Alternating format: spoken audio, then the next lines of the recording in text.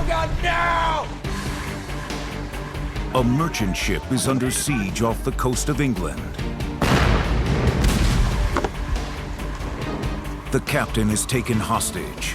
If he does not pay a ransom, his whole ship may go up in flames.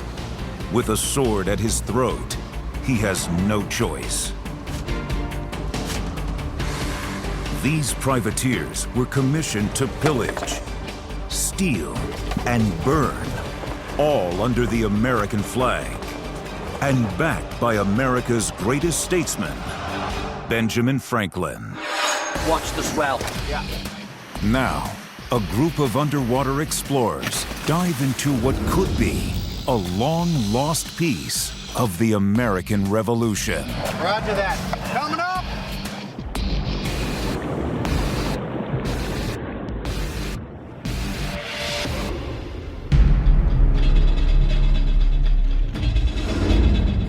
Holyhead, Wales.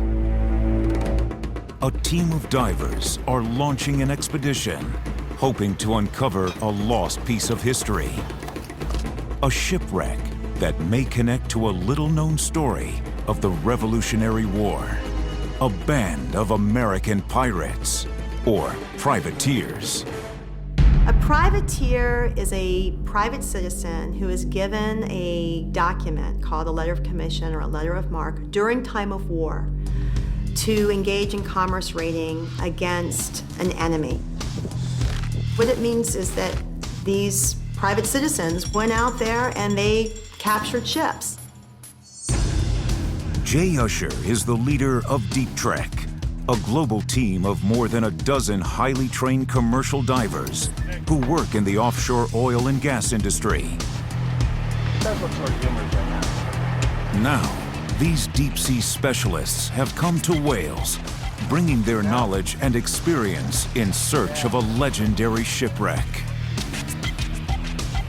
So we're using the expertise that we've learned, and we'd taken the technology that was created for the oceans, but it's never been used for the search for history. Then we get into electronics and we get into simulators. We get into some of the side scanning type device that we're dealing with, sonars, 3D imaging. The seeds of this expedition were planted almost 30 years ago when a local legend sparked Jay's imagination. The local story, as it was told to me by an old Coast Guard hand, he told her the story of this American privateer that was then, the way he said it was, they raided Holyhead, held it ransom, and then one of the ships fled down to the south, never to be seen again.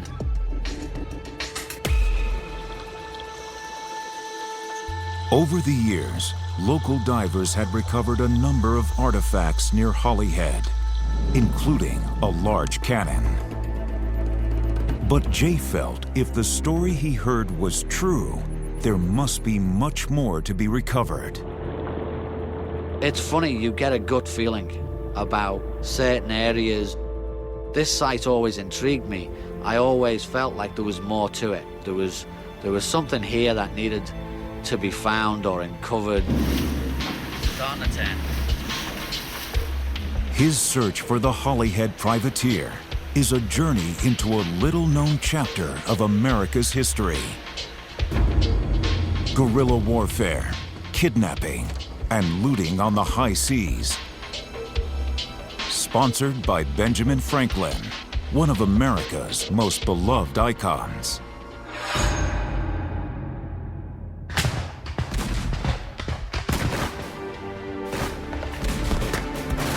The outlook for the American Revolution is grim, just 1 year after it begins. The British have captured New York, and the Continental Army is in desperate need of supplies and manpower.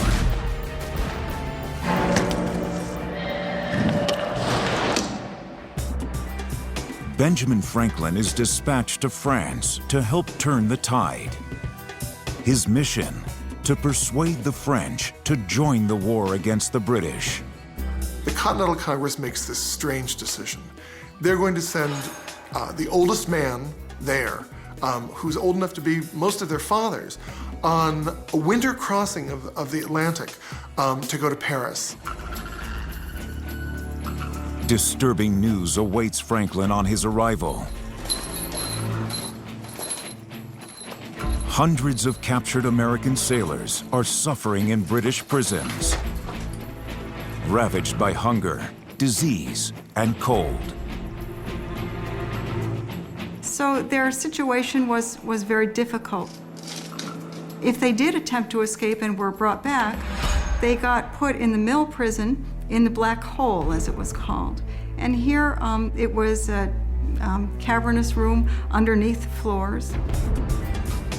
And indeed, for Benjamin Franklin, it's one thing to be getting government documents when you are the minister to France, but he's getting personal letters from men who are starving and poorly clothed and freezing in English prisons saying, essentially, help me.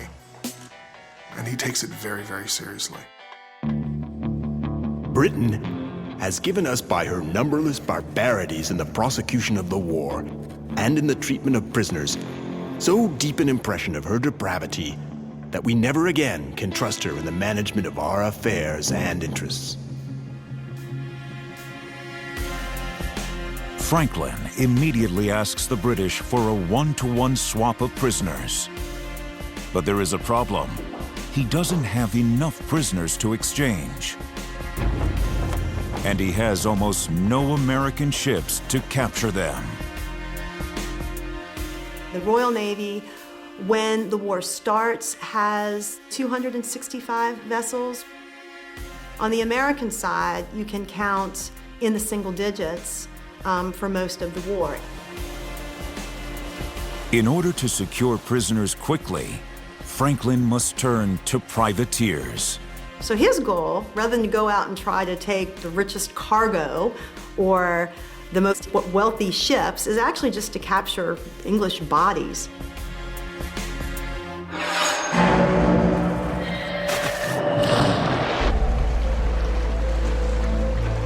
The local legend of the privateer raid on Holyhead included one incredible detail. The ships were American.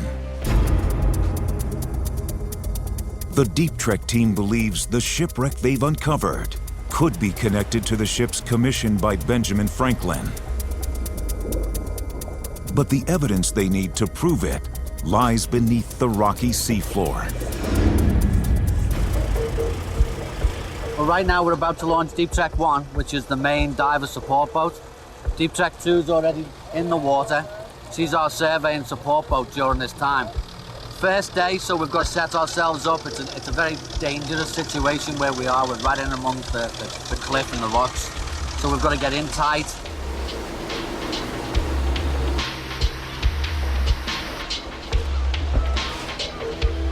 The shipwreck site is in notoriously treacherous water. To ensure the safety of the crew, the dive boats must be securely anchored at 3 points. But right now, 2 of those points are underwater. So I think what we'll do, Derek, is I'll get you to take Bob in. Come right down the middle. Right? Swim over keep a good 10, 15 feet, but don't forget that rock here. Yep. And you can't see it. So come right down the middle, drop Bob. Bob, you go straight into the cliff, find your line. Okay, yeah? got it. All right. Watch the swell. Yeah. All right, just point down when I go down again. Bob Curtis will risk the rough water and attempt to hook the anchor lines. Right now, Bob and the boat are at the mercy of the waves. Just one tidal surge in the wrong direction could crush them both on the sharp teeth of these rocks. Go, do it. I can't stay in here long. Good shot. Slack him, slack him, slack him. Back. Finally, Bob manages to secure the boat at 3 points despite the churning seas. The Deep Trek team has worked this site before. and they've determined the shipwreck remains are spread out over 3 separate underwater gullies near the cliffs. Gullies 2 and 3 have been investigated on earlier dives, but Gully 1 has never been explored. We know there's stuff in the gully, but we can't get through the shale and the rock to get at it. So there's been some big storms throughout the winter. And what we're hoping is that's going to give this project the opportunity to go through Gully 1 and sort of see what artifacts are left. Keep an eye on this as well, okay? Now, Jay Usher gets ready to head down and determine whether Gully 1 could be the key to solving this mystery.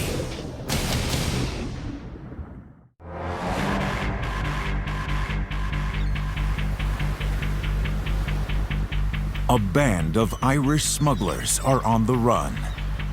After a daring escape from jail, they sneak back to their impounded ship in the Dublin harbor. With guards just feet away, they pull the anchor and begin drifting silently into the Irish Sea. If these criminals are caught, they will face the gallows. The ship's captain, 25-year-old Luke Ryan, has to think fast. I mean, he really is a story in himself. Stealing a ship right underneath the British noses, getting half of his crew out of the jail. At that point, he says to his crew, look, we've been smuggling a long time, but we just stole a ship. We're in big trouble. All right, what are we gonna do, Luke? And Luke says, I got a plan. Ryan knows that a privateer commission from America could save his crew from the hangman's noose. If caught under the American flag, they would be considered prisoners of war, not criminals. He will have to do something, or he will be tried and executed. So he can either sort of try to disappear and hide, which people did, or he has this other option to go to Dunkirk and to seek a commission. So it was a smart idea, and he really doesn't have a lot of other options at this point. Their course decided, Ryan and his crew set sail for France. And this band of smugglers now pin their survival on becoming privateers.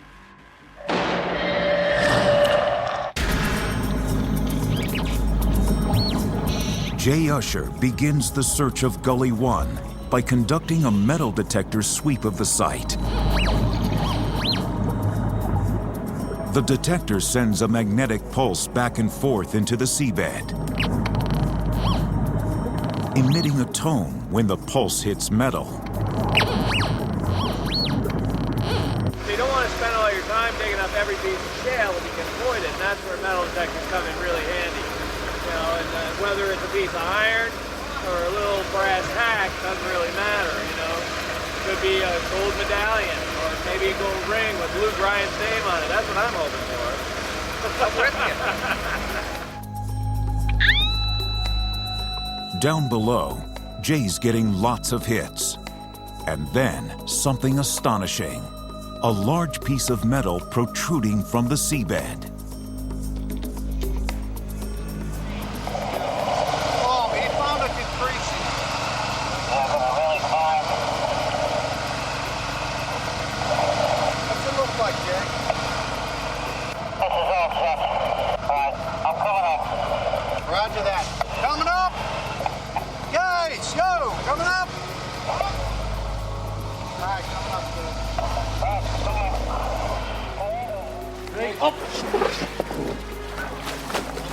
Yeah, the metal detector couldn't tune it out.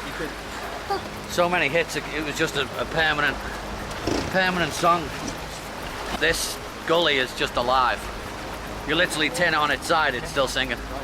Only way you get it to stop is bring it up the cliff. You okay there? Bring it back down again, it's just full. Put the whole tank. Yeah. Either that or shut it off. Jay decides to send down his lead excavator, Derek Corley, to begin work on the big piece. It's about this long so far. Still going, it's about this deep. Yeah, he's got 2 markers down there for me right now, so I'm going to start working those 2 areas. I'll be filling that sucker up. Okay, we're sending down the second section.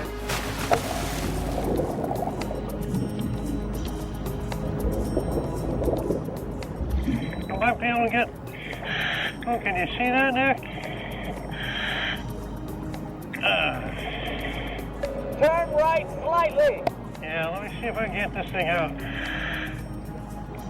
The artifacts from the ship are sealed in a concrete-like material on the sea floor. It is Derek's job to get them out. You can see the notches. Can you see those, Nick?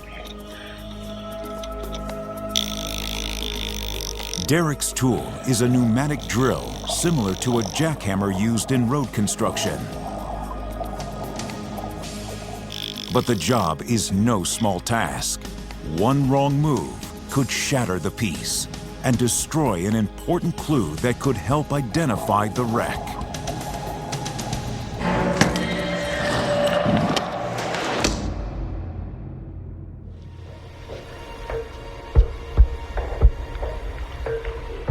After a year of negotiation, Ben Franklin has convinced the French to join the war against the British.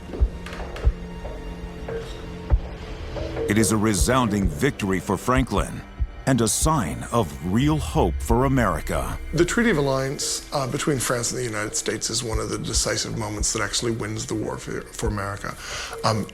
America will now have money, it will now have military support. But Franklin's efforts to organize a prisoner exchange are not going so well. Hundreds of Americans are still rotting in English jails. So when a shipping agent offers a privateer for hire, it is difficult for Franklin to refuse. They said, Ben, all we need is your signature right here. Press hard, 3 copies. And so he commissioned the first ship, not knowing if it was going to work out. He needed British prisoners of war so he could try to get some of the colonists out. Even more appealing is that the ship will be captained by an American, Stephen Marchant. But Franklin is being deceived. Marchant is captain in name only. In reality, the Irish fugitive Luke Ryan is in command. The American actually thought he was commandeering the ship. What he didn't understand was that the ship was almost entirely of Irishmen from the same community, and they understood that their captain was Luke Ryan. Luke Ryan sort of needs Marchant, especially initially, because Franklin might have been reluctant to give a commission to not just an Irishman, but an Irish smuggler, who technically had committed an act of piracy. With Franklin's commission in hand, Ryan's ship is outfitted and heavily armed in France. It is renamed the Black Prince. The first of Franklin's privateer fleet is born.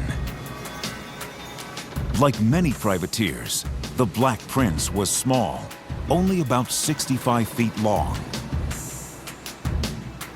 Privateers were not designed to fight larger British warships, but for quick strikes on merchant ships to steal their cargo.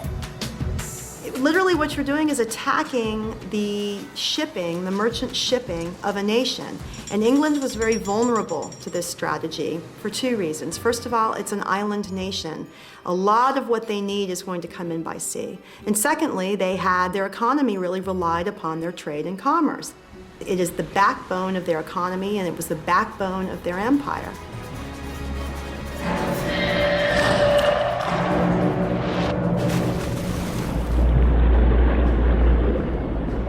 The Deep Trek team is still trying to free the large metal piece they've discovered at the wreck site.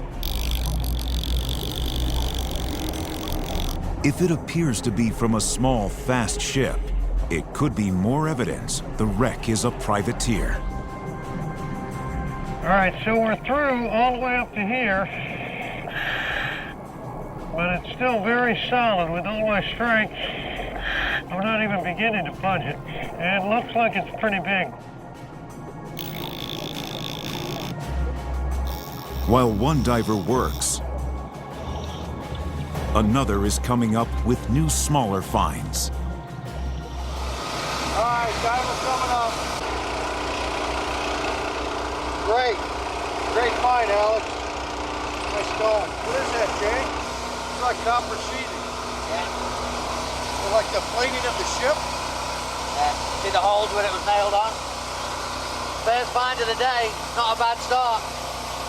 Obviously we're in the right place.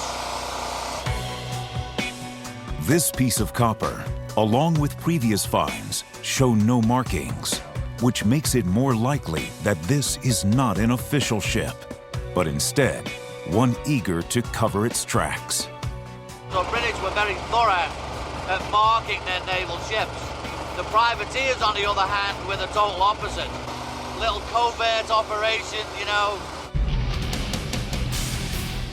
As evening sets in, the team decides to call it a day and return tomorrow to pull up the big metal piece. We've got an artifact down there bigger than anything we've had to date. Hopefully we'll be able to drag it out tomorrow at some point. Started working on it very heavily today, but too big to even get out today, so that's great. Stay tuned. Hopefully we'll pull it up tomorrow. Right. It is really promising.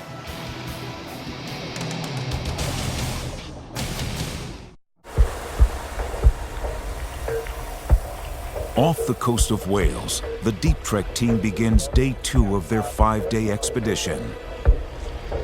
They believe they've discovered a shipwreck that could be connected to Benjamin Franklin's Black Fleet of privateer ships.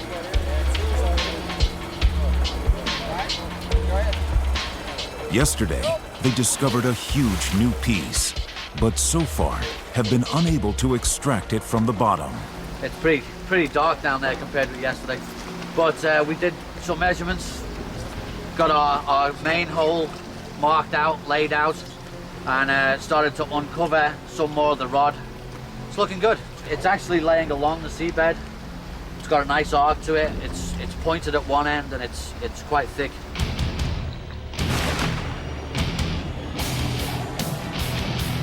Derek Corley is heading down to continue getting the piece out. It's painstaking work. But Derek's unique training as a commercial diver pays off. He finally dislodges the metal bar from the bottom.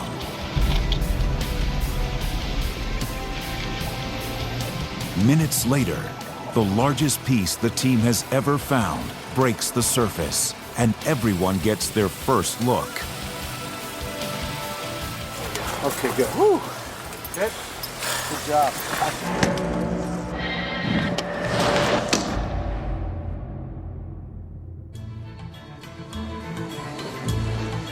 Ben Franklin's Black Prince is on her Virgin cruise around the British Isles.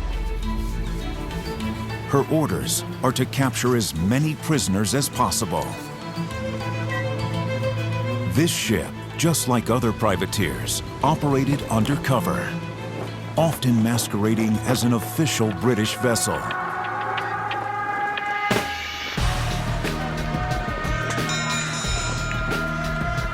Once a merchant ship was in sight, the privateers would fire warning shots. Fire one! And pull alongside. Suddenly, the privateers would run up the American flag and take the merchant crew hostage. The tactics worked like a charm for Luke Ryan. All right, come on. Get in there with you! In its first week at sea, the Black Prince takes 7 ships and 35 British prisoners. They really seemed to know what they were doing. They had chosen well where they chose to cruise. They were functioning well as a crew. So it would appear, if you're Franklin and you're getting sort of eventually getting reports of this, it would appear to be a very good venture. But there is a problem. Go! The Black Prince barely has room for her own crew, let alone 35 prisoners. If I'm one of the privateers, I got Ben saying I need prisoners. Well, I have a huge problem here. Because I really don't want to feed and take care of all of these folks. Ryan makes an executive decision. He keeps 21 prisoners on board, but lets 14 others go. Franklin may not know it yet, but his aims and those of his ragtag band of pirates are already at odds.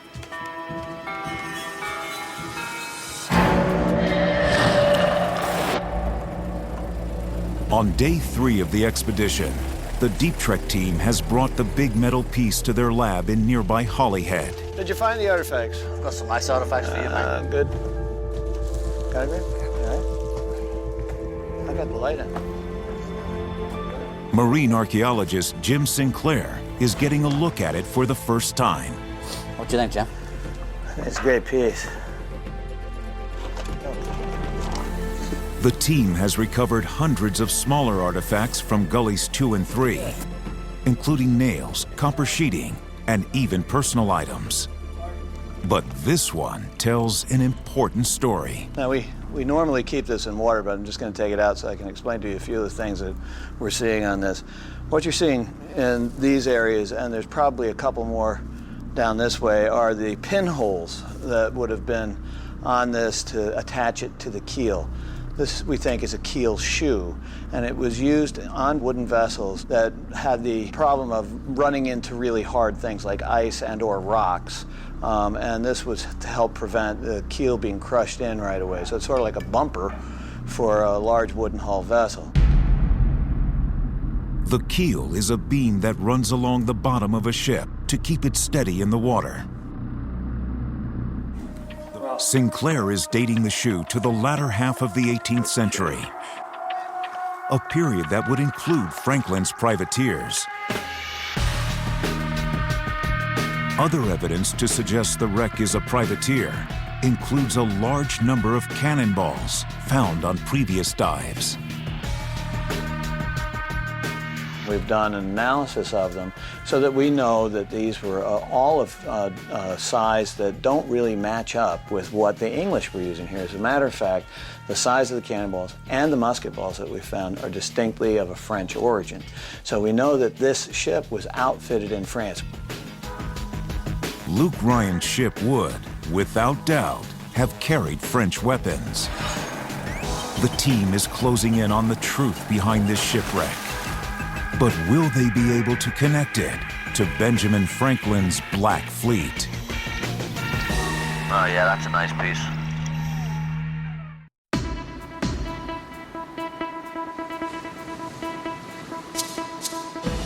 For 4 months, Benjamin Franklin's privateers have been raiding enemy ships, looking for sailors to exchange for Americans in British prisons. The campaign appears to be a success. The Black Prince has taken over 34 British ships and captured a total of 52 prisoners. Now, Luke Ryan, who allowed the American Stephen Marchand to appear in charge, reveals to Franklin he was captain all along. Ryan was courageous. He was bold. He made good maritime decisions. He's a good captain, actually. So from Franklin's point of view, he's got someone who's effective. He may not have liked the deception, but it's a war. It's a war, and there are people rotting in jail. With Ryan's success, Franklin commissions 2 more ships, the Black Princess and later the Fear Not. It is only now, after the taste of success, that Franklin decides to finally tell Congress about his unorthodox rescue plan. The prisoners brought in serve to exchange our countrymen, which makes me more willing to encourage such armaments, though they occasion a good deal of trouble.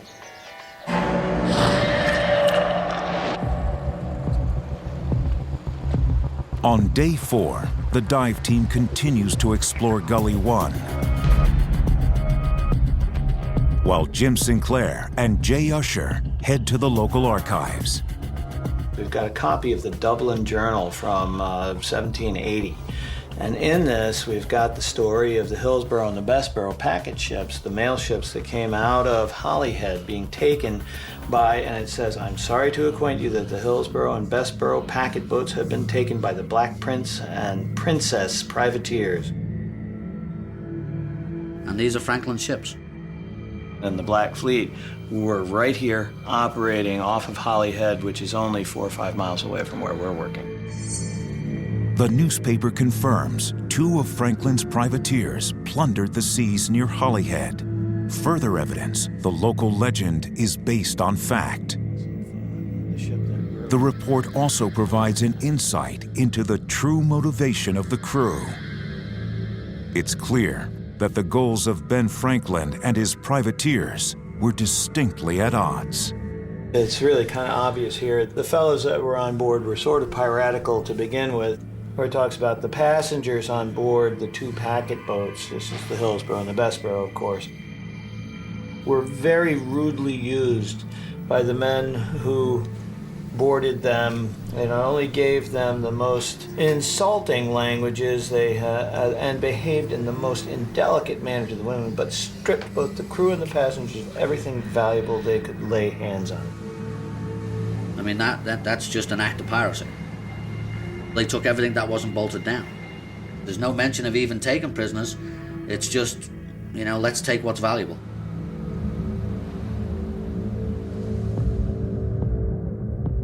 Franklin wants prisoners so that he can perform exchanges. Prisoners are not worth any money for the privateers. What they want are prize ships that are worth a lot, carrying a good cargo, or ships they can ransom. And in fact, having extra captives on board makes their goals more difficult to achieve.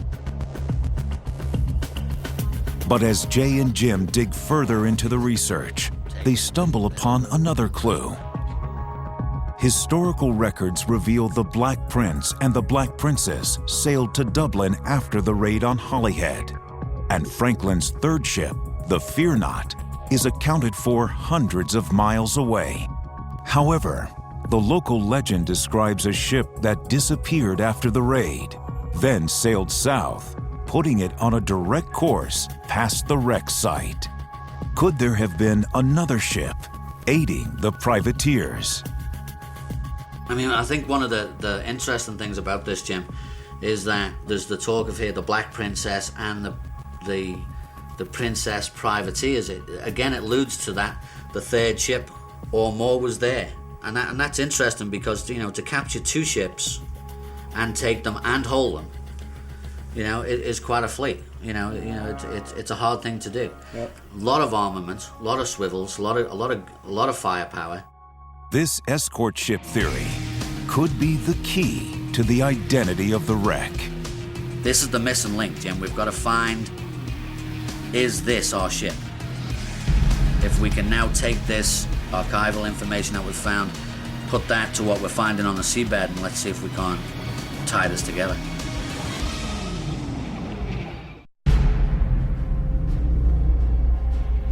It is the 5th and final day of the dives.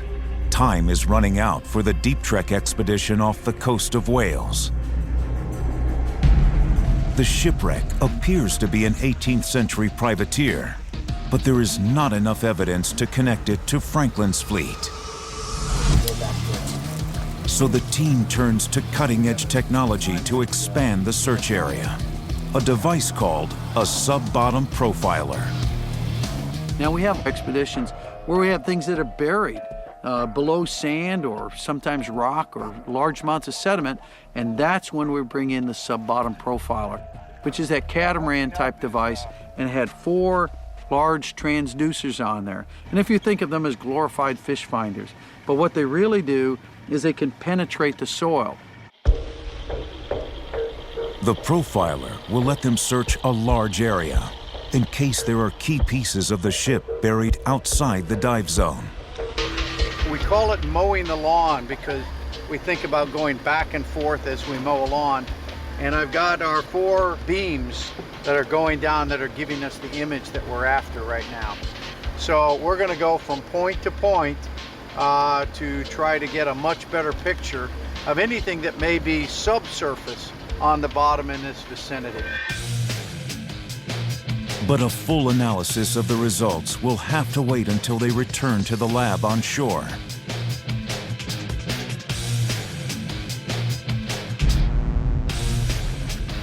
Meanwhile, the other team is working Gully 1. There is something else big here on the bottom. It's metal, about 2 feet long.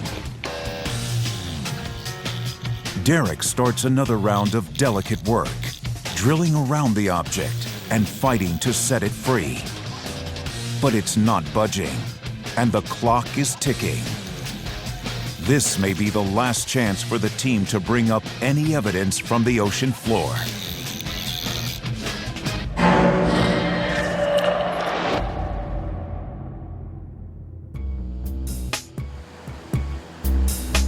By June of 1780, Franklin's undercover fleet has captured a huge number of enemy ships, but nowhere near the number of prisoners Franklin hoped for.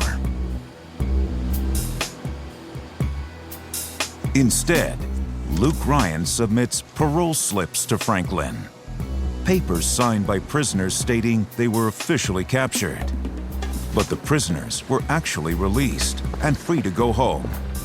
It was the 18th century equivalent of a rain check. The concept of war in the 18th century is very different. There is this idea that war is at times almost a gentlemanly thing. The parole slip is really fascinating. It just seems outrageous. The problem with a small crew is I don't want to take all these people on my boat. So a parole slip, what it means is I get credit for capturing you even though I'm not going to keep you. They're letting prisoners go right and left. You feel very sorry for Franklin because this is not at all what he wanted. Franklin tries to get the British to accept the paroles, but they don't buy into it. Not one American prisoner has been returned to me from England in consequence of the paroles given by the English prisoners discharged at sea. So that if that practice is continued, I must decline farther concern in the affair and withdraw the commissions. There have only been about 100 prisoners exchanged between America and England. Most of the Americans continue to languish in English jails.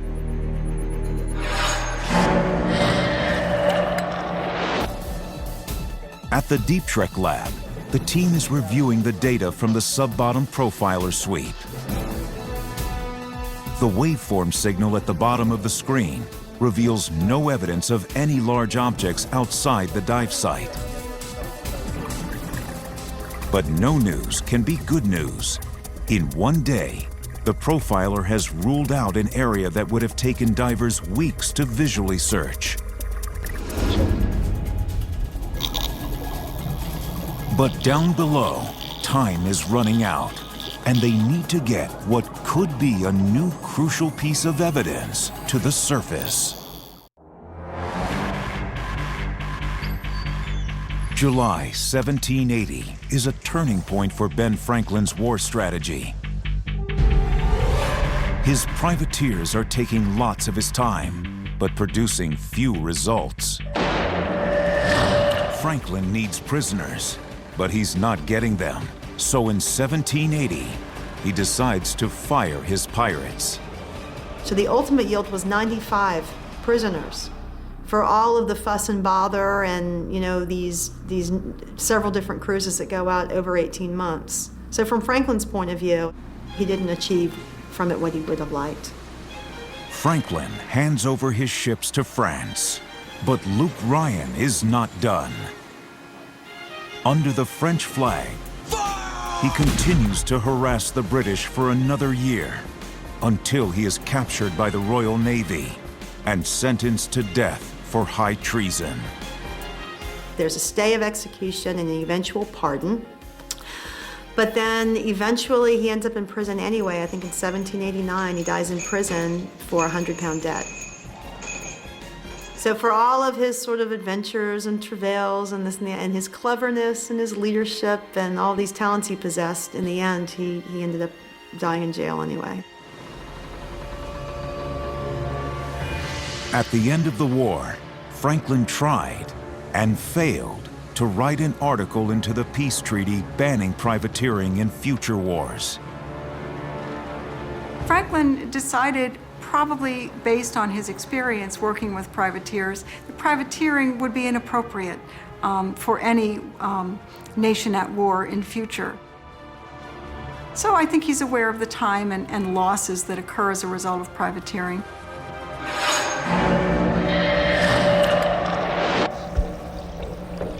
On their 5th and final day of diving, the Deep Trek team is working on what may be the most important piece of evidence so far. Go over to the ring a second. It appears to be a large circular metal object. Like the others, it's stuck in the concretion on the gully bottom. Oh yeah, there you go, bud. All right, he's out. With time running out, they finally free it and bring it to the team on the surface.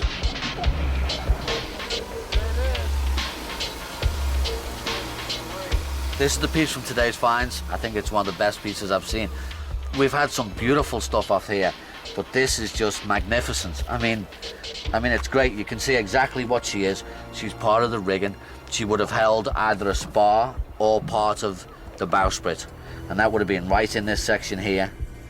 The bowsprit is the small pole extending from the front of the ship and holds the sail rigging. So this would have been holding one of those sections, and it would have gone right through here. And what's great is you can see right here where they would have opened it up. So it's like a clamshell. They would have undone this, opened this up here. This is a hinge. Opened this up, put it through, and then bolted it down and then tightened it up. The clamp does not have any identifiable markings on it. Nothing that could suggest where it was made. But in the clandestine world of the privateer, no markings is a dead giveaway. The bowsprit clamp and the keel shoe together are compelling evidence. What is really important about this particular expedition is we have the dates quite accurate. We found an incredible amount of items there that are very valuable, same ship, and classifying this as a privateer, just enhancing this entire shipwreck. The team is also now confident about the size of the wreck. They believe it was between a 72-foot and 85-foot vessel, a small, fast ship dating to the period of Franklin's Black Fleet.